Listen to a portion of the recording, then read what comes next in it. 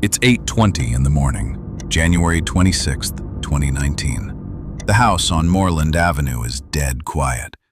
Not peaceful quiet. Wrong quiet. The kind of quiet where something in your gut tells you to stop walking, to not look, to pretend you didn't see what you just saw. Clarence didn't have that luxury. He came home from a full night shift, bone-tired, needing the bathroom. He padded down the hallway, and then he stopped. She was lying on the floor.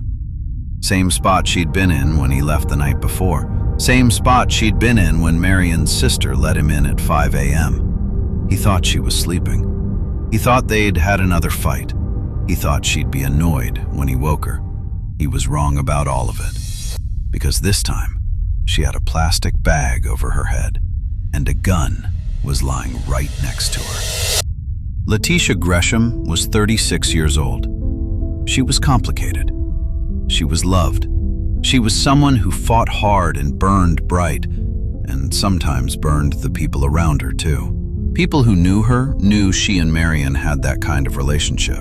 The kind where you're always either in it or escaping it. The kind where you break a window to get someone's attention and then help them fix it the next morning. She'd been warned. Family knew it was volatile. Her record showed she'd made threats. His behavior showed he wasn't stable either. But she kept coming back to that house on Moreland Avenue. Nobody knows exactly what she was thinking the night of January 25th. But we know what she said. Right before Clarence left for work, as things were already going sideways, Latisha told him something that didn't fully register until it was too late. "I'm afraid of what he'll do when you leave." It started with disrespect. Marion grabbed Clarence's girlfriend, not by accident, not a brush, a deliberate grab. Something possessive, something mean. Clarence got in his face about it. "What the hell is wrong with you, man?" Marion didn't back down. So Clarence did the only thing he could think to do. He handed back his house key, told Marion he was done, and headed to his car. Latisha went back inside to get her bag. She was going to leave too. Marion followed her in and shut the door behind him. That was the last time anyone saw Latisha Gresham alive. At some point that night, in that hallway, in that house, a gun fired once, one shot, above her left eye. No neighbor heard it. No one called.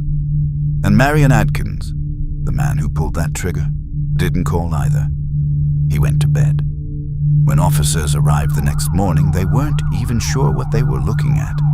The blood near Latisha's body was partly dry, partly wet. Rigor mortis had already set in. She'd been dead for hours, maybe most of the night. And then, a bedroom door swung open. Marion, claiming he'd slept through all of it. One officer pulled another aside, voice low. "It just seems awfully suspicious that he's in that room and slept through a gunshot. That seems unlikely to me."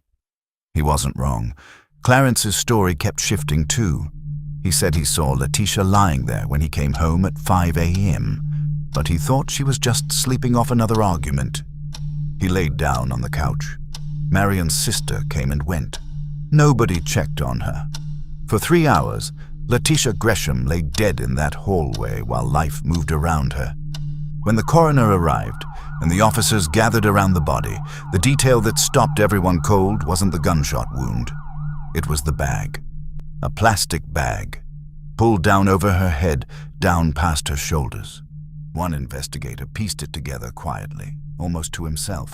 Somebody put that bag on her after she was shot. I think he did it, hoping the blood would stay inside. The blood didn't stay inside. It never does. In June 2021, 2.5 years after that morning on Moreland Avenue, a jury convicted Marion Adkins Jr. of malice murder. He was sentenced to life in prison. His defense argued mental illness, schizoaffective disorder, paranoia, auditory hallucinations, and those things may well be true, but none of it brought Latisha back. What stays with me, what I can't shake, is what Latisha said to Clarence as he walked out the door that night. I'm afraid of what he'll do when you leave." She knew. She said it out loud, and then she went back inside anyway. Maybe because she had nowhere else to go. Maybe because she thought she could handle it. Maybe because leaving someone, really leaving, is never as simple as just walking away. Latisha Gresham was 36 years old. She deserved more time. She deserved to be heard.